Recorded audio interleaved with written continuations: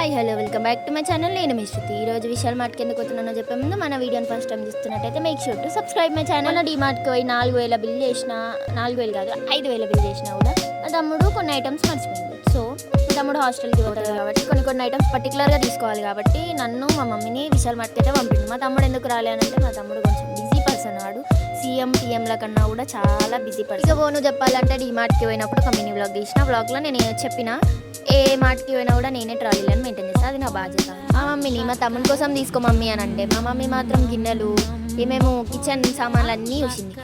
చూసిన తర్వాత ఏదో కొన్ని సామాన్లు అట్లా తీసుకున్నాం. And this is my favourite సెక్షన్లోకి పోతేనే అదో ఫీల్ వస్తుంది. ఎట్లా అని అంటే అవన్నీ కొనుక్కోవాలని ఫీల్ వస్తుంది. కొన్ని సామాన్లు అయితే తీసుకొని బిల్ కౌంటర్ దగ్గరకు వచ్చేసి బిల్ కంటే ముందు వచ్చిన ఒక అమ్మాయి, ఆమె 5000 బిల్ చేసింది. ఆ బిల్ని చూసి మా మమ్మీ మొన్న మనం 5000 చేసి మళ్ళీ 500 ఖర్చు పెట్టినాం చేసిన. ఈసారి బిల్లు మాత్రం 1000 దాటలేదు.